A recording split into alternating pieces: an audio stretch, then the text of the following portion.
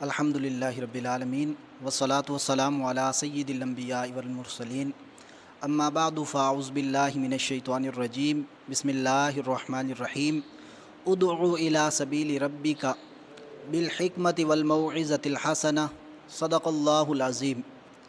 اللہ تبارک و تعالی جل مجدہ الکریم کا شکر ہے جس نے ہمیں مسلمان بنایا اور عقل و فہم عطا فرما کے ہدایت کے راستے پر چلنے کی اور ہدایت کے راستے کو عقلی زاویے پر پرکھنے کی توفیق، ہمت اور طاقت مرحمت فرمائی۔ آج میں آپ حضرات سے ایک عظیم ریسرچ شیئر کر رہا ہوں، اور اس ساری کی ساری تحقیق میں میرے تقریباً کئی مہینوں کا مطالعہ ہے، جس کا وقت تقریباً 1 سال پر محیط ہے،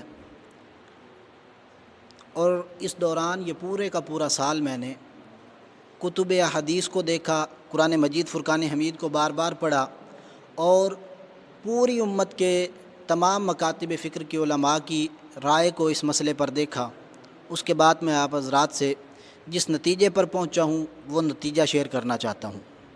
یہ ذہن میں رکھیں کہ جب میں خود یہ تحقیق کر رہا تھا اس وقت میرے پیش نظر نہ کوئی مسلک تھا، نہ کوئی فرقہ تھا، نہ کوئی طبقہ تھا، نہ کوئی مکتبہ فکر تھا۔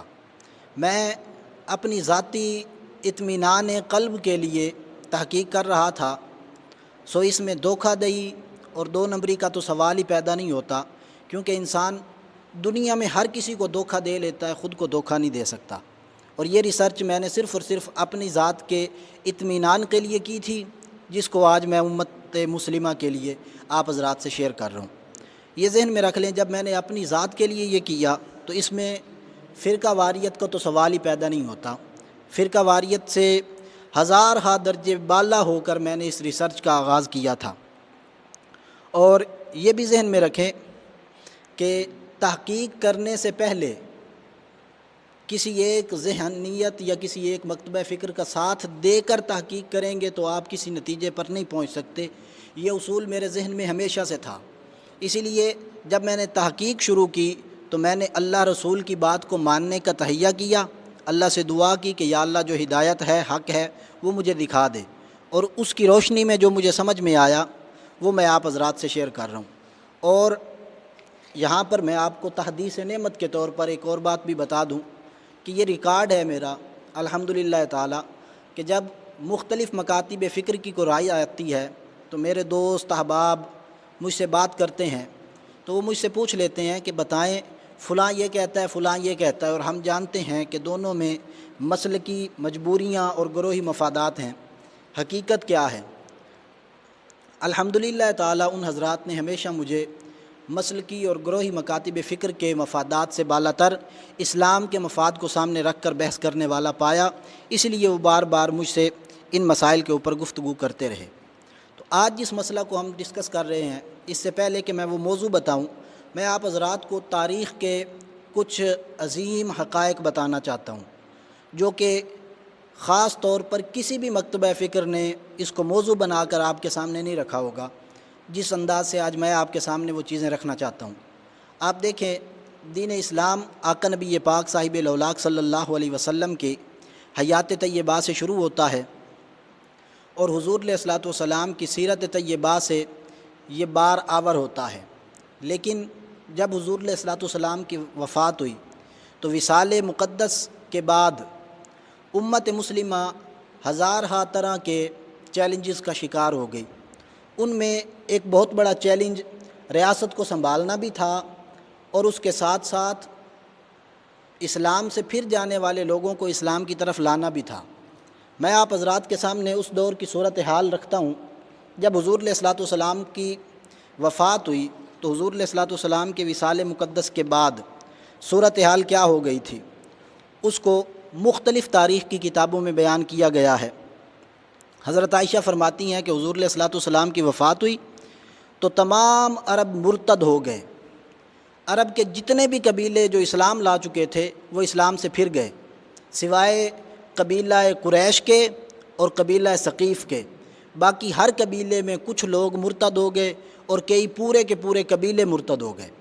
یہ صورتحال واضح ہو گئی، اور پھر حضرت عائشہ فرماتی ہیں کہ اس وقت اللہ رب العزت کی عزت کی قسم اتنی مصیبتیں اور بلائیں ہم پر نازل ہوئیں کہ اگر پتھروں پر بھی نازل ہوتی تو وہ ریزہ ریزہ ہو کر بہہ جاتے۔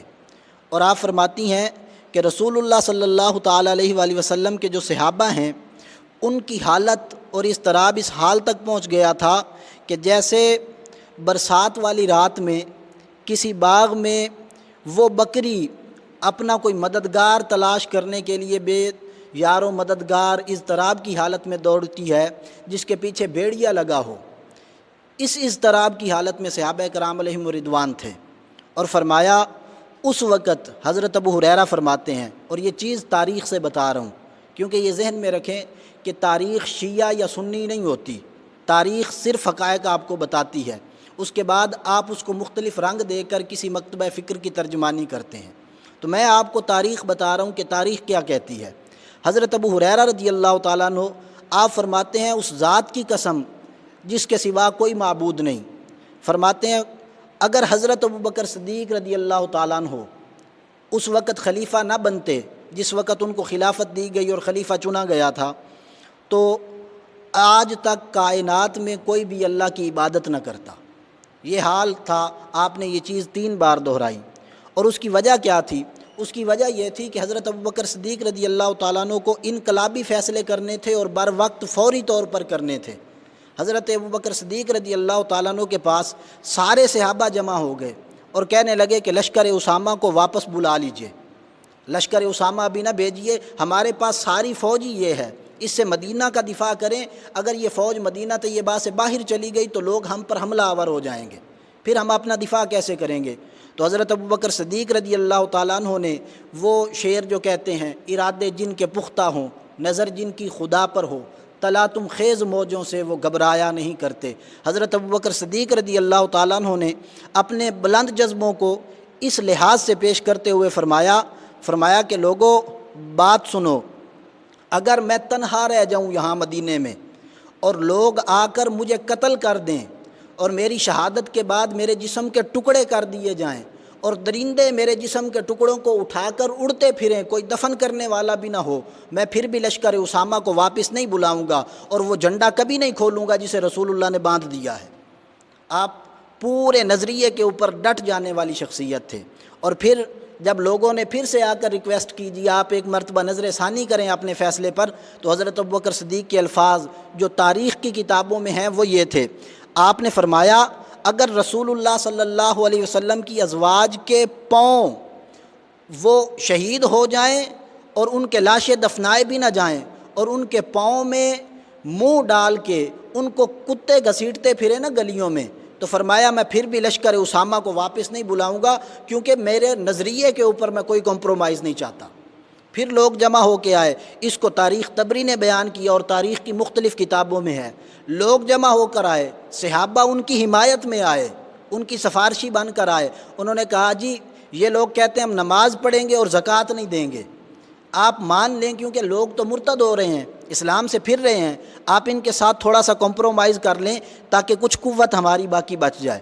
تو حضرت ابوبکر صدیق رضی اللہ تعالیٰ عنہ نے فرمایا لوگو تم یہ کہتے ہو کہ ان کے ساتھ سمجھوتا کر لوں، فرمایا ان سے کہہ دو کہ ایک دن کا وقت ہے، ایک دن میں مدینہ طیبہ سے نکل جائیں کیونکہ یہ یہاں پر پیغام لے کر آئے ہیں، سفیر بن کر آئے ہیں، ایک دن میں مدینہ سے نکل جائیں، اگر اگلا دن میں نے ان کو یہاں پر دیکھ لیا تو میں ان کے ٹکڑے کر دوں گا۔ اور آپ نے کوئی کمپرومائز نہیں کیا، اتنے سیدھے الفاظ کے ساتھ آپ دفاع کر رہے تھے اسلام کا۔ اور پھر اس کے بعد صورتحال یہ ہوئی، لشکر اسامہ چلا گیا، ذوالقصہ کی لڑائی شروع ہو گئی اور خود مولا علی شیر خدا رضی اللہ تعالیٰ عنہ تشویشناک حالت میں تھے، صحابہ کرام تشویشناک حالت میں جمع ہوئے مسجد میں اور انہوں نے کہا کہ لشکر تو آپ نے بھیج دیا ہے، اب مدینہ کی حفاظت کون کرے گا؟ تو حضرت ابوبکر صدیق رضی اللہ تعالیٰ عنہ نے فرمایا اس کے لیے تدبیر ہے، اے علی پاک آپ امیر بنیں، حضرت علی کو فوج کا امیر بنایا، 2 اور صحابہ کو امیر بنایا اور مدینہ طیبہ کے جتنے بھی داخلی راستے تھے ساروں کے اوپر فوج متعین کر دی، جیسے سرحد کی حفاظت کی جاتی ہے، ویسے سرحد کی حفاظت کرنے کے لیے، مدینہ کی حفاظت کرنے کے لیے لوگ کھڑے ہو گئے۔ تیسری رات مدینہ پر حملہ ہو گیا، خود حضرت ابوبکر صدیق رضی اللہ تعالیٰ عنہ تلوار لے کر لڑائی میں شامل ہوئے، خلیفہ وقت کو جانا پڑا، فوج اتنی کم تھی، جا کے جنگ کی اور ان لوگوں کو پسپا کر کے مدینہ کا دفاع کیا۔ یہ وہ مشکل حالات تھے جن حالات میں حضرت ابوبکر صدیق رضی اللہ تعالیٰ عنہ نے خلافت سنبھالی، اور اس صورت میں مفاد کا تو کوئی تصور ہی نہیں کر سکتا۔ صبح ہو یا شام ہر وقت خطرے کا الارم بجتا رہتا تھا، اور ہر طرف سے لوگ بری خبریں لے کر آ رہے تھے، فلاں مرتد ہو گیا، فلاں مرتد ہو گیا، فلاں نے مسلمانوں کے خلاف کیا، فلاں نے مسلمانوں کے خلاف کیا۔ تو ان چیزوں کو دیکھتے ہوئے حضرت ابوبکر صدیق رضی اللہ تعالیٰ عنہ نے بڑے ہی پرتپاک انداز کے ساتھ انہوں نے اسلام کا دفاع کیا، اور بڑی ہمت اور جرأت کے ساتھ انہوں نے اسلام کو سنبھالا۔ یہ صورتحال تھی اس وقت کی۔ اب مجھے ایک چیز بتائیں، جب ہر طرف یہ لڑائی چل رہی ہو، لوگ دین اسلام کو بالکل چھوڑنے پر تل گئے ہوں، اور اسلام کو ایسے جیسے بے یار و مددگار اونٹ کو، بغیر مالک کے کسی اونٹ کو دیکھ کر بندے کے دل میں لالچ پیدا ہوتا ہے، اسلام کو دیکھ کر لوگوں کے دل میں لالچ پیدا ہو رہا ہو، اور مدعیان نبوت جو ہیں وہ مختلف جگہوں پر کھڑے ہو گئے ہوں اور نبوت کے دعوے کیے جا رہے ہوں، اور لوگ اسلام کو لوٹنے کے لیے ہاتھ اور پاؤں استعمال کر رہے ہوں، اس صورتحال میں، اس تناظر میں حضرت فاطمہ نکلیں۔ یہ چیز بڑی توجہ طلب ہے۔ اس صورتحال میں حضرت فاطمہ نکلتی ہیں اور نکل کر مطالبہ کرتی ہیں، اے ابوبکر صدیق رضی اللہ تعالیٰ عنہ کا، آپ مجھے میرے والد گرامی کی وراثت دیں۔ تو مجھے یہ بتائیں، ایک طرف اسلام پر اتنے حملے ہو رہے تھے، اور دوسری طرف سیدہ کائنات وراثت مانگنے چلی جائیں صرف اس لیے کہ مجھے مال مل جائے، تو یہ تو بندے کی عقل میں آنے والی بات ہی نہیں ہے۔ اصل ماجرا کیا تھا وہ میں آگے چل کے آپ کو حضرات سے عرض کروں گا۔ فی الوقت یہ دیکھیں کہ دین اسلام جو ہے اس چیز کو لیتا کیسے ہے۔ ہر چیز کے کچھ اصول اور قانون ہیں جو قرآن اور حدیث میں ہمیں دیے گئے، وہی اصول اور قانون جو ہیں ہماری ہدایت کے دلیل ہیں اور علامت ہیں۔ وہ اصول اور قانون کیا ہیں؟ دو چیزیں آج آپ حضرات سے عرض کرنی ہے، ایک مسئلہ فدق کو، اور دوسرا حضرت سیدہ کائنات کی شہادت کو، اور دونوں کے اوپر میں بار بار عرض کر رہا ہوں، کسی بھی مکتبہ فکر یا مسلک کو پروموٹ نہیں کیا جا رہا، صرف اور صرف جو حقیقت اور حق ہے وہ لوگوں تک پہنچایا جا رہا ہے۔ کیونکہ میں نے بہت دیکھا ہے لوگوں کو، کئیوں نے پیسوں کے لالچ میں آ کر ان لوگوں کو بھی دیکھا جنہوں نے صحابہ پر تبرہ کی، اور پیسوں کے لالچ میں آ کر مولا علی شیر خدا کا انکار کرنے والے لوگ بھی اسی سرزمین پر موجود ہیں۔ تو اس تناظر میں غیر جانبدار ہو کر تحقیق کرنا ضروری تھا، اور اس کو آپ حضرات کے سامنے پیش کرنا ضروری ہے۔ تو اللہ رب العزت نے قرآن مجید، سب سے پہلے ہم مسئلہ فدق کو لے رہے ہیں کہ فدق کیا ہے، اور مجھے یہ بھی بڑا افسوس ہوتا ہے کہ ہر چیز کا علم، مثلا انجینئر ہے تو وہ بات کرے گا انجینئرنگ کے شعبے کے متعلق، کوئی ڈاکٹر تو نہیں نہ بات کر سکتا۔ اگر وہ بات کرے تو ہم کہیں گے تمہاری بات اس مسئلے میں حجت نہیں ہے، کیونکہ تم انجینئر نہیں ہو۔ اگر کسی کو کوئی مرض لگ گیا ہے تو اس کے اوپر تبصرہ ڈاکٹر کرے گا، انجینئر تو نہیں کر سکتا۔ اگر عدالت میں کیس چل رہا ہے تو وکالت وکیل کرے گا، کوئی دوسرا آدمی آ کر کوئی مزدور جا کے وکالت تو نہیں شروع کر دے گا۔ ہر شعبے کے حدود و قیود باقی ہیں، ہر چیز میں حد ہے کہ یہ چیز ہو تو پھر جا کے اس مسئلے پر بات ہوگی۔ صرف اور صرف دین کو ہم نے ایسا لاوارث کر رکھا ہے کہ ہر بندہ دین پر بات کرتا ہے، ہر بندہ دین اسلام کی بات کو اچھالتا ہے، ہر مسئلے کو اچھالتا ہے۔ یہ ہماری جہالت کی انتہائی منازل ہیں جن کو ہم چھو رہے ہیں۔ اس چیز سے سب سے پہلے ہمیں رکنا چاہیے۔ اور میں نے کتنی مرتبہ لوگوں کو ٹی وی پر بات کرتے ہوئے بھی سنا ہے، جو غیر جانبدار نہیں ہوتے، وہ مسئلہ فدق کو بیان کر رہے ہوتے ہیں اور لفظ بول رہے ہوتے ہیں فدق۔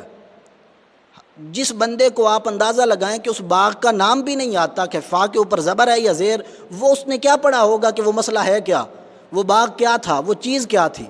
اس چیز کو ذہن میں رکھیں۔ اب سمجھیں کہ وہ فدق کیا تھا۔ وہ فدق ایک علاقہ تھا جو آقا علیہ الصلوۃ والسلام نے یہودیوں کو بھگایا تو ان سے لیا تھا۔ وہ باغ تھا، ایک بہت بڑی اراضی تھی، وہ صحابہ کرام علیہم رضوان اور ریاست مدینہ کی سرپرستی اور اس کی نگرانی میں آیا تھا۔ تو مدینہ طیبہ کی ریاست کی نگرانی میں وہ علاقہ تھا، اور اس کو مال فے کہا جاتا ہے۔ اور فدق کے مال فے ہونے پر اہل سنت اور اہل تشیع میں اتفاق ہے، کوئی اختلاف نہیں ہے۔ نہ کوئی سنی عالم دین یہ کہہ سکتا ہے کہ فدق جو تھا وہ مال فے نہیں تھا، نہ کوئی اہل تشیع جو ہے وہ یہ کہہ سکتا ہے کہ وہ جو تھا وہ مال فے نہیں تھا۔ تو مال فے قرآن میں کہاں ہے اور اس کا حکم کہاں ہے، اس کو دیکھتے ہیں۔ سورہ حشر اٹھائیں، اس کی آیت نمبر 6 کو دیکھیں اور 6 سے لے کر 10 تک چلے جائیں۔ ان 4 آیتوں کو دیکھیں، آپ کو مال فے کی فنی حیثیت سمجھ میں آ جائے گی کہ مال فے کہتے کسے ہیں۔ اللہ رب العزت نے ارشاد فرمایا وَمَا أَفَى اللَّهُ عَلَىٰ رَسُولِهِ مِنْهُمْ، فرمایا کہ اے لوگو وہ چیز جو فے کے طور پر اللہ نے اپنے رسول کے لیے دے دی، فَمَا أَوْجَفْتُمْ عَلَيْهِ مِنْ خَيْلٍ وَلَا رِكَابٍ، جس کے لیے تمہیں محنت نہیں کرنی پڑی، تم نے گھوڑے نہیں دوڑائے، تم نے جنگ نہیں کی، بلکہ صلح کے ساتھ وہ ساری چیزیں تمہارے ہاتھ میں آ گئی ہیں۔ تو ان کے مصارف کیا ہیں؟ اگلی آیت میں اللہ رب العزت نے ارشاد فرمایا کہ وہ جو ہے فَلِلَّهِ وَلِلرَّسُولِ وَلِذِي الْقُرْبَى وَالْيَتَامَى وَالْمَسَاكِينِ وَابْنِ السَّبِيلِ، یہ اس کے مصارف ہیں۔ فرمایا کہ وہ اللہ کا حصہ ہے، اللہ کے کاموں میں اس کو صرف کرو، جہاد کے لیے خرچ کرو، اس کو فلاحی کاموں میں صرف کرو، پہلا اس کا مصرف۔ رسول کا حصہ ہے، رسول جدھر چاہیں اس کو خرچ کریں، رسول کے قرابت داروں کا بھی اس میں حصہ ہے، اسی لیے حضور علیہ الصلوۃ والسلام اہل بیت کو خرچہ وہاں سے دیتے تھے، ازواج مطہرات کو خرچہ بھی وہاں سے ملتا تھا، حضرت عائشہ اور حضرت فاطمہ دونوں کے گھر کا خرچہ وہاں سے چلتا تھا۔ آج حضرت فاطمہ کو لے لیں اور حضرت عائشہ کو فراموش کر دیں تو یہ بھی ہمارے نزدیک ایک ناانصافی ہوگی۔ جتنا خرچہ حضرت فاطمہ کو ملتا تھا اتنا حضرت عائشہ اور ام سلمہ کو بھی ملتا تھا، اتنا حضرت میمونہ کو بھی ملتا تھا، اتنا حضرت حفصہ کو بھی ملتا تھا، سب کے خرچے وہاں سے چلا کرتے تھے۔ تو اگر اس بنیاد پر کہ اس میں ان کا حق تھا اس لیے ان کو دیا جانا چاہیے تھا، اگر کوئی اس سے استدلال کرے تو میں عرض کروں گا پھر حضرت عائشہ کو بھی ملنا چاہیے تھا، پھر حضرت ام سلمہ کو بھی ملنا چاہیے تھا، پھر حضرت میمونہ کو بھی ملنا چاہیے تھا، پھر حضرت عمر کی بیٹی حضرت حفصہ کو بھی ملنا چاہیے تھا، تو پھر تو ساروں کو ملنا چاہیے تھا۔ حالانکہ اس پر یہ قیاس کرنا ہی غلط ہے۔ اس روح سے یہ نہیں ہے کہ وہ کوئی اس کا شخصی مالک بن جائے گا۔ مثلا اس میں حق ہے غریبوں کا، تو جو غریب ہیں وہ اس کے مالک ہو گئے، مالک نہیں ہوئے بلکہ اس میں سے ان کو اخراجات دیے جائیں گے، وہ گھر کا خرچہ پورا کریں۔ اس میں حق ہے مساکین کا اور ابن السبیل مسافروں کا، تو مسافروں کو صرف وقتی ضرورت کے پیش نظر کچھ دیا جائے گا، یہ نہیں ہے کہ مسافر اس کے پکے پکے مالک ہو جائیں گے۔ جب وہ غنی ہوں گے تو ان کی ملکیت سے نکل جائے گا، وہ ریاست کی ملکیت میں ہمیشہ رہے گا۔ یہ قانون ہے اسلام کا، اور یہی اس کی آگے اللہ رب العزت نے حکمت بیان کی، فرمایا کئی لا یکون دولتم بین الاغنیاء منکم، فرمایا یہ اس لیے ہے تاکہ یہ مال صرف اور صرف مالداروں میں نہ رہ جائے۔ اگر وراثت کے طور پر بن جاتا تو صرف وراثت تو مالداروں کی اولاد کو ملتی رہتی، باقیوں کو اس کا حصہ نہ ملتا۔ یہ تو بنو امیہ کے دور میں مروان نے جا کر کیا تھا، جو کام مروان نے کیا اور بنو امیہ نے کیا ہم تو تصور بھی نہیں کر سکتے کہ وہ اہل بیت کریں، نہ ہم اس حق میں ہیں کہ وہ کام درست تھا۔ تو جب اس کو درست ہی نہیں سمجھتے تو یہ کیسے سمجھ سکتے ہیں کہ یہ اہل بیت کا حق تھا؟ تو قرآن مجید فرقان حمید نے یہ حقوق گنوائے ہیں کہ ان سب کا حصہ تھا۔ پھر اللہ رب العزت نے آیت نمبر 10 کو آپ جا کر دیکھیں، میں مختصر عرض کر رہا ہوں، فرمایا والذین جاؤوا من بعدہم، اور جو لوگ ان کے بعد آتے ہیں ان کا بھی اس میں حصہ ہے۔ تو یہ تو بعد میں آنے والی امت کا حصہ بھی تھا، اگر صرف اور صرف حضرت فاطمہ کو مل جاتا تو بعد والی امت کا حصہ کدھر جاتا؟ بعد والی امت کے لوگ وراثت میں شامل تو نہیں ہو سکتے تھے۔ بعد والی امت اس سے تب ہی فائدہ اٹھا سکتی ہے جب وہ ریاست کی ذمہ داری میں رہے، تاکہ آنے والی جتنی بھی حکومتیں ہوں وہ اس کو فلاحی کاموں میں، ریاست کے کاموں میں مسلمانوں پر خرچ کریں۔ اور یہی کام آقا علیہ الصلوۃ والسلام کرتے تھے۔ ہوتا کیا تھا؟ حضور علیہ الصلوۃ والسلام اس سے جہاد کا سامان خریدتے، مسلمان جو غریب تھے ان کی مدد فرمایا کرتے تھے اور اہل بیت کا خرچہ چلایا کرتے تھے۔ یہ طریقہ کار تھا آقا علیہ الصلوۃ والسلام کا، اور اسی طریقے کو میں آگے چل کر بیان کروں گا۔ حضرت ابوبکر صدیق رضی اللہ تعالیٰ عنہ نے بھی جاری رکھا۔ لیکن آپ توجہ سے سنیں، میں ایک ایک مسئلے کا حل دیتا جاؤں گا، آپ کو ایک ایک سوال کا حل دوں گا۔ ابھی تو میں نے اجمالاً خاکہ بیان کیا ہے نا، ابھی میں اس کی آپ کو پوری تفصیل بتاتا ہوں۔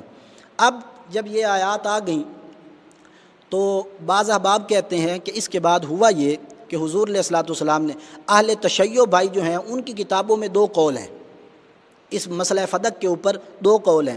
ایک حصہ یہ کہتا ہے کہ حضرت فاطمہ کی میراث تھی، ایک قول یہ ہے کہ ان کی وراثت تھی، انہیں ملنی چاہیے تھی، اور دوسرا قول جو ہے وہ یہ تھا کہ حضور علیہ الصلوۃ والسلام نے ان کو ہبہ کر دیا تھا۔ 2 قول ہیں، اور وہ اہل سنت کی ضعیف روایتوں سے بھی وہ چیز لیتے ہیں۔ اب میں آپ حضرات کے سامنے اس حقیقت کو کھول کر رکھتا ہوں. آپ ذرا دیکھیے جو تو ہبہ کرنے والی روایت ہے وہ کشف الاستار جلد 3 صفحہ نمبر 55 کے اوپر ہے. اہل سنت کی ایک کتاب ہے علامہ حیثمی کی, اس میں ہے. اب وہ روایت کیا ہے؟ وہ روایت یہ ہے کہ جب وہ آیت کریمہ اتری کہ وآتی ذی القربى حقہ, کہ اپنے قرابت داروں کو ان کا حق دے دو, تو وہ کہتے ہیں کہ حضور علیہ الصلوۃ والسلام نے حضرت فاطمہ کو بلایا اور ان کو باغ فدق جو تھا یہ ہبہ کر دیا. اب میں آپ حضرات کے سامنے رکھتا ہوں. پہلی بات تو یہ ہے مجمع البیان وغیرہ میں جو اہل تشیع کی کتابیں ہیں ان میں کہا گیا کہ یہ ابو سعید خدری سے روایت ہے, حالانکہ یہ روایت محمد بن صائب الکلبی جو ابو سعید کی کنیت سے مشہور تھا اس سے روایت ہے. ابو سعید خدری مشہور صحابی سے تو ہے نہیں. تو پہلی چیز یہ ہے. اب یہ ذہن میں رکھ لیں, یہ اصول آپ کے لیے سمجھنا بے حد ضروری ہے کہ اہل سنت کی جو کتابیں ہیں حدیث کی, یا اہل سنت کے جو لوگ ہیں وہ حدیث پاک کو ایسے ہی قبول نہیں کر لیتے. ان کے ہاں حدیث کو قبول کرنے کی کچھ شرائط ہیں. یہ نہیں ہے کہ وہ صحیح بخاری میں آپ روایت لائیں کہ صحیح بخاری میں لکھا ہے, تو صحیح بخاری میں لکھا ہوا ان کے لیے قابل قبول تب تک نہیں ہوگا جب تک اس کی سند درست نہ ہو. اگر صحیح مسلم میں بھی لکھا ہوا آ جائے تو ضعیف روایات صحیح مسلم میں بھی ہیں, تو صرف کتاب میں آ جانے سے وہ روایت معتبر نہیں ہو جاتی. اس کی فنی حیثیت دیکھی جاتی ہے کہ اس کو جس بندے نے بیان کیا وہ سچا تھا یا جھوٹا, اس سے جس بندے نے سنا وہ سچے تھے یا جھوٹے. اگر وہ سارے کے سارے سچے تھے اور وہ شرائط پر پورے اترتے تھے تو وہ روایت قبول ہوتی ہے, ورنہ رد کر دی جاتی ہے. یہ اہل سنت کا شیوا ہے, علمی شیوا, جو آج کی صدی میں نہیں بنا, ہمیشہ سے چلا آ رہا ہے. یہ شیوا تھا. اب اس طریقے سے ہم دیکھتے ہیں کہ اہل سنت کی کتابوں میں یہ جو روایت ہے یہ کیسے آئی. تو اس چیز کو ذہن میں رکھیں. اہل سنت کی کتاب کا حوالہ میں نے دے دیا, اس میں وہ روایت لائے ہیں. اس کے پہلے راوی ہیں عباد بن یعقوب, جو حضرت امام ابرار سے روایت کرتے ہیں. ان کا نام ہے عباد بن یعقوب. اور علامہ ذہبی کی میزان الاعتدال جو کہ اسماء الرجال کی کتاب ہے, جو آپ کو یہ بتاتی ہے کہ یہ بندہ کس درجے کا تھا, سچا تھا یا جھوٹا تھا, کس لیول کا بندہ تھا, وہ کتابیں آپ کو صرف یہ بتاتی ہیں. آپ اس کتاب کو اٹھا کر دیکھیں, میزان الاعتدال جلد 2 صفحہ نمبر 15 کو, تو اس میں لکھا ہوا ہے کہ عباد بن یعقوب یہ غالی شیعہ اور اہل بدعت کا سرخیل تھا. سلف کو گالیاں دیتا تھا, حضرت عثمان غنی کو تبرہ کرتا تھا, اور حضرت طلحہ اور زبیر کو جنتی نہیں سمجھتا تھا. اب یہ بتائیں, کوئی اہل سنت حضرت عثمان غنی کو تبرہ کرتا ہے؟ کوئی اہل سنت سلف کو گالیاں دیتا ہے؟ کوئی اہل سنت بتائیں طلحہ اور زبیر کو جنتی نہیں سمجھتا؟ کوئی ایک اہل سنت بھی ایسا نہیں ہے. یہ تو اہل تشیع کے عقیدے ہیں.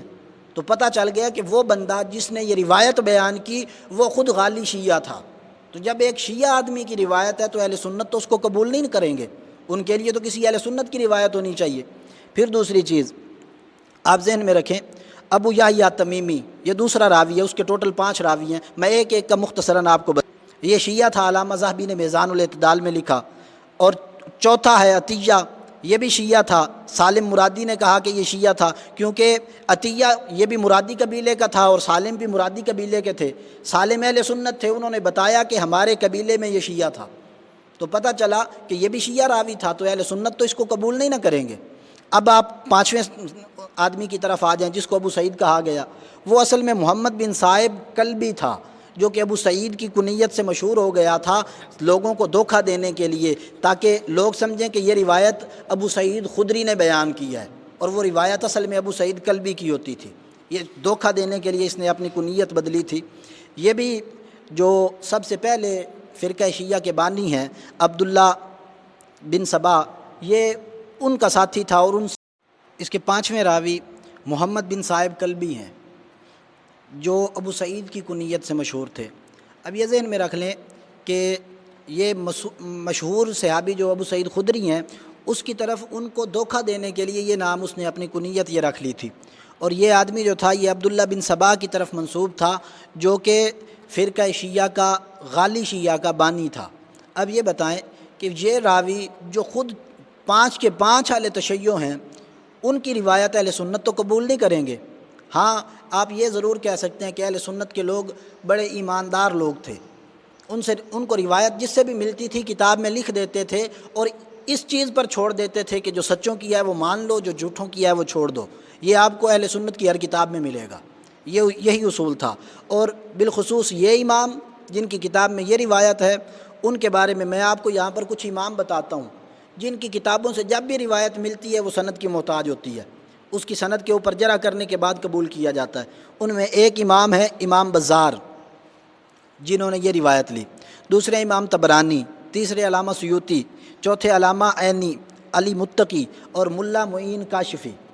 یہ لوگ جو ہیں علامہ عینی کے علاوہ باقی ان لوگوں کی روایت جو ہے وہ قابل قبول نہیں ہوتی جب تک اس کی سند نہ پرکھی جائے، اور جتنی بھی اہل تشیع بھائی روایت پیش کریں گے وہ زیادہ تر ان کتابوں سے کریں گے، کیونکہ ان کتابوں میں ضعیف روایات کی بھرمار ہے، تو وہ ضعیف کی روایت اٹھا کر دے دیں گے، اور آپ کو میں نے بتا دیا ہے کہ اہل سنت اس ضعیف روایت کو قبول نہیں کرتے۔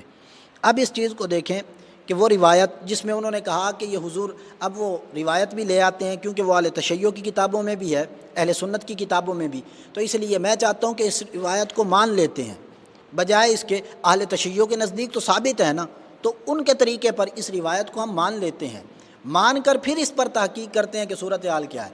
جب ہم نے یہ دیکھا کہ ہم نے مان لیا کہ حضور علیہ الصلوۃ والسلام نے ہبہ کر دیا تھا اور وہ حضرت سیدہ کائنات کی ملکیت میں چلا گیا تھا، تو تحفہ دے دیا جاتا ہے، وہ تو دوسرے کی ملکیت میں ہو جاتا ہے نا، بندہ خود اس کا مالک ہو جاتا ہے۔ تو اب حضرت فاطمہ حضور علیہ الصلوۃ والسلام کی حیات طیبہ میں، حضور کی ظاہری زندگی میں باغ فدق کی مالک بن گئی تھی، یہ ثابت ہو گیا کیونکہ ہبہ کر دیا تھا نا، تو وہ مالک ہو گئی۔ جب یہ چیز ہے تو آپ مجھے یہ چیز بتائیں پھر کہ حضرت فاطمہ نے حضور صلی اللہ علیہ وسلم کے وصال کے بعد باغ فدق کو وراثت کے طور پر کیوں مانگا؟ جب ان کو دے دیا گیا تھا تو وہ مالک تھی، وراثت تو بنتی نہیں تھی، پھر وراثت کے طور پر کیوں مانگا؟ یہ چیز، یہ تضاد بتاتا ہے کہ ہبہ کرنے والی روایت سرے سے غلط ہے۔ اب آئیں وہ چیز جو اہل سنت اور اہل تشیع دونوں کی کتابوں میں ملتی ہے، وہ ہے کہ وراثت کا مطالبہ کیا تھا حضرت فاطمہ الزہرا نے۔ اب میں نے صورتحال پہلے بتا دیا آپ کو کہ اس دور کی صورتحال کیا تھی۔ آپ میں سے کوئی بندہ یہ تصور کر سکتا ہے کہ یہ صورتحال اسلام پر بن آئی ہو اور لوگ اسلام کو اچک لینا چاہتے ہوں اور لوگ قبیلوں میں بٹ گئے ہوں اور حضرت فاطمہ کہیں کہ مجھے اسلام کی کوئی فکر نہیں، اسلام تباہ ہوتا ہے تو ہونے دو، مدینے پہ حملے ہوتے ہیں تو ہونے دو، مجھے میری وراثت دو؟ یہ ذہنیت حضرت فاطمہ کی ہو سکتی ہے؟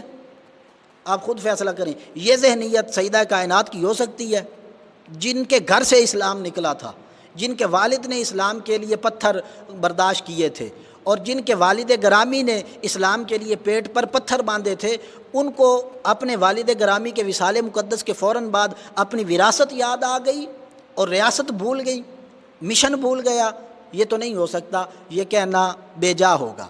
تو اب دیکھتے ہیں پھر وجہ کیا تھی، سیدہ کائنات نے مطالبہ کیا کیوں تھا؟ سب سے پہلے ہم یہ دیکھیں گے کہ وراثت کا مطالبہ کیا کیوں تھا، اس کے بعد ہم اگلے حصوں کو بھی لیں گے۔ آپ پوری توجہ سے بات سنیں گے، آپ کو بات سمجھ میں آ جائے گی۔ بات یہ تھی کہ ہر طرف نبوت کے دعوے ہو رہے تھے، حضرت فاطمہ نے سوچا کہ یہ کیوں ہو رہا ہے، تو اس نتیجے پر پہنچی کہ لوگوں نے دیکھا ہے کہ اسلام میں زکوٰۃ لیتے ہیں، مال جمع ہوتا ہے، لوگ تحفے دیتے ہیں وقت کے نبی کو، اس سے محبت کرتے ہیں، تو یوں تو بڑا مال جمع ہوگا۔ تو انہوں نے مال جمع کرنے کے لالچ میں نبوت کے جھوٹے دعوے کر لیے۔ جب حالت اس حد تک چلی گئی تو سیدہ کائنات نے دیکھا کہ ادھر مسیلمہ کذاب، ادھر اسود انسی اور پتہ نہیں طلیحہ، اور اتنے لوگ یکدم اٹھ پڑے ہیں اور کہتے ہیں ہمیں نبی مانو، ختم نبوت کا تصور ختم کرنا چاہتے ہیں۔ اس وقت ختم نبوت کے تحفظ کے لیے سیدہ کائنات اس وقت حضرت ابوبکر صدیق کے گھر گئیں، اس دربار میں جہاں وہ بیٹھے تھے، اور وہ دربار کتنا دور تھا؟ آج کہا جاتا جی بڑی دور دربار میں گئی، دربار تھا کتنا دور؟ سیدہ کائنات کا دروازہ کھلتا اور سامنے وہ دربار تھا، حضور صلی اللہ علیہ وسلم کے روضہ مقدس کے پاس، وہ وہاں گئی تھی۔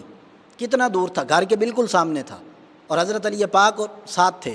جب یہ گئیں اور انہوں نے مطالبہ کیا کہ ابوبکر صدیق مجھے میرے والد کی وراثت دو، اصل میں وہ پیغام ان کو دینا چاہتی تھی جو نہیں مانتے تھے، جو لالچ میں آ گئے تھے اور دولت جمع کرنا چاہتے تھے۔ وہ گئیں، انہوں نے مطالبہ کیا، اور مطالبہ کرنے کے بعد جب ان کو حضرت ابوبکر صدیق نے حدیث سنا دی کہ نبی کی وراثت نہیں ہوتی، اور آپ بظاہر غضبناک ہو کر گھر واپس آ گئی، اس کی وجہ یہ تھی تاکہ تبصرے ہوں، لوگ جگہ جگہ باتیں کریں اور یہ بات پھیلے کہ نبی کی بیٹی گئی ہے وراثت لینے اور وقت کے خلیفے نے وراثت نہیں دی، تاکہ وہ جھوٹا نبوت کا دعویٰ دار جو ہے وہ یہ سن لے کہ اگر وہ مال جمع کر بھی لے تو اس کی اولاد کو کچھ نہیں ملے گا، اور وہ اس عظیم گناہ سے توبہ کر کے اللہ رسول کے ماننے کی طرف آ جائے۔ اس لیے سیدہ کائنات نے یہ سب کچھ کیا اور وہ گئیں، اور حضرت ابوبکر صدیق نے ان کو وہی حدیث سنائی کہ انبیاء جو ہیں ان کا کوئی وارث نہیں ہوتا، یہ خود نبی کریم صلی اللہ علیہ وسلم نے مجھے بتایا ہے۔ وہ سن کر واپس آ گئی۔ اب اس پر تبصرہ کرتے ہیں، کیونکہ یہ تو اہل سنت مان لیتے ہیں کہ حضرت ابوبکر صدیق نے حدیث سنائی تھی، تو وہ جو اہل تشیع ہیں وہ تو آپ کی بات نہیں مانیں گے اہل سنت کی، اور اہل سنت جو ہیں جیسے انہوں نے اہل تشیع کی بات نہیں مانی، تو دونوں ایک دوسرے کی بات تو نہیں مانیں گے، تو پھر عقل پر پیش کر لیتے ہیں اس روایت کو کہ یہ روایت اس کی فنی حیثیت کیا ہے۔ سیدہ کائنات گئیں تو عقل پر جب ہم سب سے پہلا سوال کرتے ہیں کہ حضرت ابوبکر صدیق نے اگر حدیث معاذ اللہ نہیں سنی تھی تو انہوں نے کیوں وراثت نہیں دی، حصہ کیوں نہیں دیا، تو سب سے پہلا فتویٰ جو عقل دیتی ہے وہ کہتی ہے ہو سکتا ہے ان میں لالچ آ گیا ہو، اور یہی چیز اہل تشیع کے ہاں بھی ہے کہ لالچ آ گیا تھا اس لیے نہیں دی۔ تو اب میری بات کو بڑی توجہ سے سنیں، آپ کو یہ مسئلہ ایسے چٹکیوں میں حل ہوتا نظر آئے گا۔ وراثت مانگی کس نے تھی؟ حضرت فاطمہ الزہرا سلام اللہ تعالیٰ علیہا نے، اور دینی کس نے تھی؟ ابوبکر صدیق رضی اللہ تعالیٰ عنہ نے۔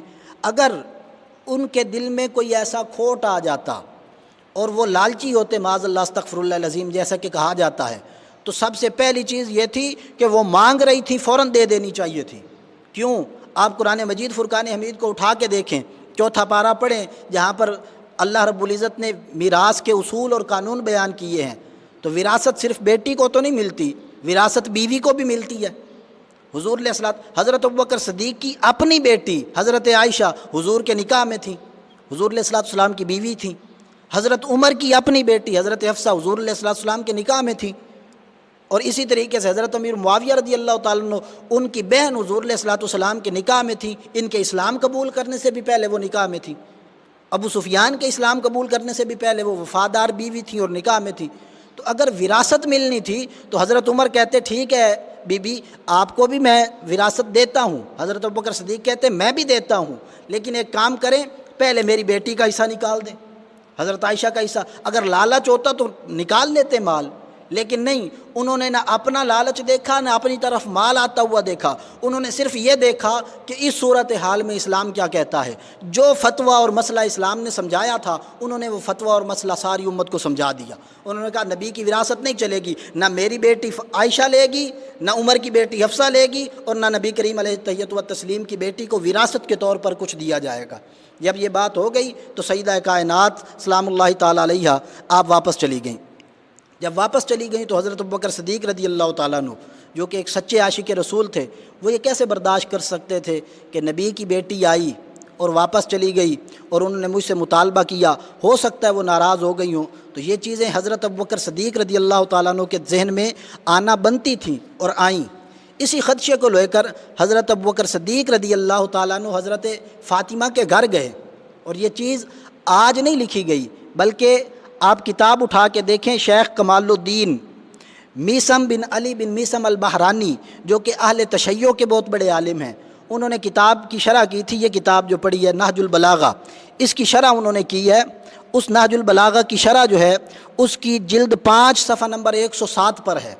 حضرت ابوبکر صدیق رضی اللہ تعالیٰ عنہ سیدہ کائنات حضرت فاطمہ الزہرا سلام اللہ تعالیٰ علیہا کے گھر گئے اور ان سے جا کر عرض کیا۔ یہ الفاظ ہیں حضرت ابوبکر صدیق کے جو اس کتاب میں لکھے ہوئے ہیں جو اہل سنت کی نہیں ہے، نہ لکھنے والا اہل سنت ہے، اہل تشیع کے ہاں لکھا ہوا ہے۔ وہ کہتے ہیں اے تمام عورتوں سے بہتر، اے خیر الآباء کی دختر، یہ حضرت ابوبکر صدیق کے الفاظ ہیں۔ ساری عورتوں سے افضل بھی مانا اور سارے والدین سے افضل حضور علیہ الصلوۃ والسلام کو بھی مانا۔ اس کے بعد آپ نے عرض کی کہ باخدا میں نے رسول اللہ صلی اللہ علیہ وسلم کی رائے سے سرے منہ تجاوز نہیں کیا، ایک بال کے برابر بھی حضور کی رائے سے نہیں ہٹا ہوں۔ جو طریقہ مجھے رسول اللہ صلی اللہ علیہ وسلم نے سمجھایا تھا میں نے اس طریقے کے مطابق فیصلہ کیا ہے، اور پھر میں نے صرف آپ کے حکم پر عمل کیا ہے۔ رسول اللہ صلی اللہ علیہ وسلم فدق کی آمدنی سے اپنی خوراک لیتے تھے، باقی آمدنی کو مستحقین میں تقسیم کر دیتے تھے، مطلب اہل بیت کا خرچہ نکالتے تھے اور باقی تقسیم کر دیتے تھے۔ تو میں نے کیا کیا ہے، میں نے بھی ایسا ہی کیا ہے کہ میں نے اس میں سے آپ کا خرچہ نکالا ہے، اہل بیت کا، حضور کی بیویوں کا بھی خرچہ نکالا ہے، اور اس کے علاوہ جو بچا ہے اس کو جہاد کے لیے اور دیگر کاموں کے لیے جو ہے وہ میں صرف کر رہا ہوں۔ اور اسی شرح کے اسی صفحہ پر علامہ میثم نے لکھا ہے، وہ کہتے ہیں کہ بالکل ایسا ہی ہوا، حضرت ابوبکر صدیق آمدنی کو وصول کرتے تھے، اس میں سے اہل بیت کو ان کی ضروریات کے مطابق دیتے تھے، اور اس کے بعد امام حسن کے دور تک ایسا ہی رہا۔ پھر جب حضرت امیر معاویہ کی حکومت آئی تو انہوں نے مروان کو مدینہ کا حاکم بنایا، اس نے آدھے مسئلہ فدق میں آدھے باغ کے اوپر جو ہے اپنا قبضہ کر لیا اور اس کو ذاتی ملکیت بنا لیا۔ تو ذاتی ملکیت کس نے بنایا؟ جا کے مروان نے، اہل بیت نے، اور کسی خلیفہ نے، حتیٰ کہ حضرت مولا علی شیر خدا نے بھی اس کو کسی کی ذاتی ملکیت نہیں قرار دیا۔ اور آپ کو یہ جان کر بھی میں ضمناً عرض کر دوں، یہ جان کر بھی حیرانی ہوگی کہ جو یہ سارے کا سارا آمدنی ہوتی تھی اور خرچ ہوتا تھا، اس کا ریکارڈ حضرت علی پاک رضی اللہ تعالیٰ عنہ کے پاس ہوتا تھا۔ فدق کی ساری آمدنی کے نگران مولا علی شیر خدا تھے، ان کے ہاتھوں سے ہو کر ان کی نظروں کے سامنے تقسیم ہوا کرتی تھی۔ یہ تھا ان کا عدل اور انصاف، اور یہ تھا ان لوگوں کا طریقہ کار۔ اور پھر کہا کہ مروان نے آدھے کے اوپر قبضہ کر لیا، پھر جب آگے وہ خود حکمران بنا تو انہوں نے پورے باغ فدق کے اوپر قبضہ کر لیا، اور پھر اس کی اولاد میں منتقل ہوتا رہا، حتیٰ کہ حضرت عمر بن عبدالعزیز کا دور آیا تو حضرت عمر بن عبدالعزیز نے کہا کہ ملک بھی اب اس سے استغنا کر گیا ہے کہ اس باغ کے ذریعے اس کی کفالت کی جائے، کیونکہ آمدنی بہت زیادہ ہو گئی ہے ریاست کی، لہٰذا یہ مروان اور اس کے ساتھیوں نے جو کیا ہے کہ اس پر قبضہ کر لیا ہے، یہ ناجائز قابض ہیں، ان سے لے کر حضور کی آل کو دے دو۔ تو حضرت عمر بن عبدالعزیز نے وہ لیا اور لے کر حضور علیہ الصلوۃ والسلام کی آل کو منتقل کر دیا۔ وہ باغ آقا علیہ الصلوۃ والسلام کی آل کو کس نے دیا؟ عمر بن عبدالعزیز نے۔ اب اگر کوئی شخص یہ کہے کہ معاذ اللہ استغفر اللہ العظیم، جس نے باغ فدق نہیں دیا وہ غاصب ہے، اگر کوئی یہ کہے تو میرا سوال ہے، حضرت ابوبکر صدیق تو آپ کو نظر آتے ہیں، حضرت عمر بھی نظر آتے ہیں، حضرت عثمان غنی بھی نظر آتے ہیں، مولا علی شیر خدا نے بھی نہیں دیا۔ مولا علی شیر خدا رضی اللہ تعالیٰ عنہ وہ خود اس باغ فدق کو اسی طریقے سے تقسیم کرتے رہے جس طریقے سے ان تین خلفاء نے کیا۔ تو اگر وہ غاصب تھے تو آپ مولا علی شیر خدا کے متعلق کیا کہیں گے؟ کام تو انہوں نے بھی وہی کیا، اور آل فاطمہ کو لوٹایا نہیں وہ باغ، وہ تو عمر بن عبدالعزیز نے لوٹایا ہے۔ اصل بات یہ ہے کہ نہ مولا علی شیر خدا غاصب تھے، نہ حضرت ابوبکر صدیق غاصب تھے، بلکہ جو فیصلہ حضرت ابوبکر صدیق نے حدیث کی روشنی میں کر دیا تھا اس کو سب نے تسلیم کر لیا، اس کو سب نے مان لیا تھا، اس لیے وہ کسی ایک کی وراثت نہ بنا اور اسی طریقے سے چلتا رہا۔ اور یہاں پر میں ایک اور چیز بھی بتا دوں، میں مختلف چیزوں کو ساتھ ساتھ لیتا ہوں مختصراً۔ اب یہ دیکھیں، جب مسئلہ فدق کی جو آمدنی تھی باغ فدق کی، وہ خرچ کیسے ہوتی رہی یہ آپ کو پتہ چل گیا، اور اہل تشیع حضرات کی کتابوں سے مل گیا کہ حضرت فاطمہ راضی ہو گئی تھی۔ تو اب آگے دیکھیں، کوئی یہ کہہ سکتا ہے کہ ایک وقت کے لیے ناراض تو ہوئی تھی نا، تو حضور علیہ الصلوۃ والسلام نے فرمایا کہ فاطمہ کی ناراضگی میری ناراضگی ہے، جس نے فاطمہ کو ناراض کیا اس نے مجھے ناراض کیا۔ تو جس لمحے حضرت ابوبکر صدیق رضی اللہ تعالیٰ عنہ نے حضرت فاطمہ کو ناراض کیا تھا، کیا اس لمحے حضرت ابوبکر صدیق کے ایمان کے اوپر کوئی فرق پڑا یا نہیں پڑا؟ تو میں یہ عرض کرنا چاہتا ہوں کہ میرے بھائی، سیدہ کائنات کی ناراضگی مطلقاً حضور کی ناراضگی نہیں ہے۔ آپ اہل تشیع حضرات ملا باقر مجلسی کی کتاب اٹھا کے دیکھیں، جلاء العیون، جب آپ جلاء العیون دیکھیں گے آپ کو پتہ چلے گا حضرت فاطمہ الزہرا سلام اللہ تعالیٰ علیہا جو ہیں وہ حضرت علی پاک رضی اللہ تعالیٰ عنہ سے بھی ناراض ہو گئی تھی۔ یہ ملا باقر مجلسی صاحب نے اپنی کتاب جلاء العیون میں لکھا، جس کو شیعہ بک ایجنسی لاہور نے شائع کیا ہے ترجمہ کر کے۔ اس میں ہے کہ حضرت فاطمہ، اور یہ اس کا صفحہ نمبر 212 اور 213 ہے، حضرت فاطمہ گھر آئیں، حضرت علی پاک رضی اللہ تعالیٰ عنہ کا سر انور جو تھا وہ ایک کنیز کے پہلو کے اوپر تھا یا کپڑے کے اوپر تھا۔ اس کو دیکھ کر حضرت فاطمہ ناراض ہو گئیں، وہ حضور علیہ الصلوۃ والسلام کے پاس چلی گئیں۔ حضور علیہ الصلوۃ والسلام نے ان کو واپس بھیج دیا کہ علی کو جا کر راضی کرو۔ اب مجھے ایک بات بتائیں، کچھ لمحے کے لیے اگر حضرت ابوبکر صدیق سے حضرت فاطمہ ناراض ہوئی ہیں تو مولا علی شیر خدا سے بھی تو ہوئی ہیں، تو کیا مولا علی شیر خدا کے ایمان کے اوپر کوئی فرق پڑا؟ نہیں پڑا۔ جیسے ان کے ایمان کے اوپر کوئی فرق نہیں پڑا، ویسے ابوبکر صدیق کے ایمان کے اوپر بھی کوئی فرق نہیں پڑا۔ وہ کب ہے؟ جو حضرت فاطمہ کو ناراض کرے اس نیت سے کہ ان کو تکلیف ہو، اس سے رسول اللہ ناراض ہو جاتے ہیں، اور جس کی نیت ان کو تکلیف پہنچانے کی نہ ہو بلکہ حق پر قائم رکھنے کی ہو، اس سے رسول اللہ صلی اللہ علیہ وسلم جو ہیں وہ پریشان اور ناراض نہیں ہوتے۔ اب ایک اور چیز دیکھ لے، وہ کہتے ہیں جی خالی ہاتھ لوٹا دیا، سیدہ کائنات کو کچھ تو دینا چاہیے تھا اگر وہ گئی بھی تھیں تو۔ میں نے بتایا کہ ان کے جانے کا مقصد یہ تھا ہی نہیں کہ ہمیں کچھ دو، جاننے کا مقصد میں نے شروع میں بتا دیا۔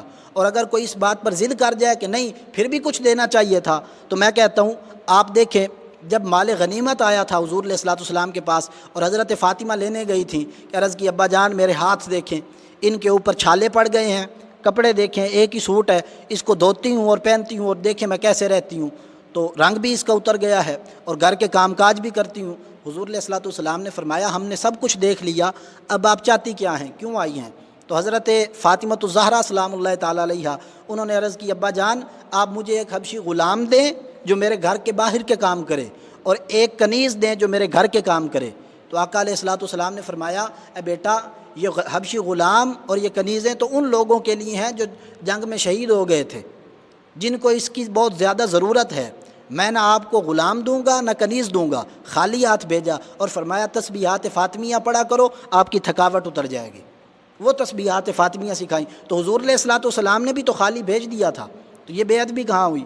بے ادبی نہیں ہوتی، اصل میں مسئلہ سمجھانے میں بے ادبی نہیں ہوتی، بے ادبی تب ہوتی ہے جب آپ یا بے ادبی کی نیت سے یہ کام کریں یا پھر اس کام سے اگلے بندے کو تکلیف پہنچانے کی کوشش کریں، پھر بے ادبی ہوتی ہے۔ اور یہ دونوں چیزیں حضرت ابوبکر صدیق رضی اللہ تعالیٰ عنہ کے وہم و گمان میں بھی نہیں تھی۔ اب آئیے اس پر آخری تجزیہ دیتا ہوں اور اس کے بعد میں دوسرے مسئلے کی طرف آتا ہوں۔ آخری تجزیہ اس پر میں دیتا ہوں، وہ یہ کہا جاتا ہے کہ وہ جو فدق کا علاقہ تھا وہ حضرت فاطمہ کو دے دینا چاہیے تھا۔ میں کہتا ہوں اگر یہ ریت پڑ جاتی اور یہ طریقہ کار ہو جاتا تو ملک شام، عراق اور کوفہ، ایران اور یہ سارے کا سارا افریقہ، یہ سارا تو پھر صحابہ کی ملکیت ہونا چاہیے، کیونکہ وہ رسول اللہ صلی اللہ علیہ وسلم کے دور میں فتح ہوا ہے فدق، اور آپ کہہ رہے ہیں کہ وہ رسول اللہ صلی اللہ علیہ وسلم کی وراثت ہو گیا، تو پھر میں کہتا ہوں ملک شام تو فتح ہو رہا ہے حضرت ابوبکر صدیق کے دور میں، وہ سارا پھر حضرت ابوبکر صدیق کا ہونا چاہیے تبوک سے آگے، اور عراق اور اس کے سارے شہر یہ فتح ہو رہے ہیں حضرت عمر کے دور میں، ایران فتح ہو رہا ہے حضرت عمر کے دور میں، تو پھر یہ سارا ایران اور عراق جو ہے یہ حضرت عمر رضی اللہ تعالیٰ عنہ کی ملکیت ہونا چاہیے۔ ایسا ہرگز نہیں ہے، بلکہ عالمی قانون یہ ہے کہ اگر کوئی مفتوحہ علاقہ کسی ریاست کے قبضے میں آ جاتا ہے تو وہ اس وقت کے حکمران کی پراپرٹی نہیں کہلاتا، بلکہ وہ ریاست کی پراپرٹی بن جاتا ہے، ریاست اسے جہاں چاہے تقسیم کر سکتی ہے۔ یہ پوری دنیا کا متفقہ قانون ہے اور اسی قانون کے تحت اسلام نے فیصلے کیے اور اسی قانون کے تحت فدق جو تھا وہ تقسیم ہوا۔ اور اس پر میں آخر میں آپ کو ایک اور چیز بتا دوں، آپ اس چیز سے بھی بڑے لطف اندوز ہوں گے، وہ چیز بڑی اہم ہے، وہ یہ کہ اگر حضرت سیدہ کائنات کو یہ فدق دے دیا جاتا اور یہ سارا کچھ دے دیا جاتا تو حضرت سیدہ کائنات تو لے لیتی، پر یہ نہ دینے سے کیا ان کا گزارا نہیں ہو رہا تھا؟ وہ گھر میں کچھ نہیں تھا کھانے پینے کے لیے، پاس مال نہیں تھا؟ ایسا کچھ بھی نہیں، یہ جھوٹ ہے۔ آپ دیکھیں حضور علیہ الصلوۃ والسلام کے وصال مقدس کے کتنی دیر بعد سیدہ کائنات کی وفات ہوئی؟ صرف 6 ماہ بعد، اور 6 مہینے بعد جب ان کی وفات ہو رہی ہے آپ صحائے اربع اٹھائیں۔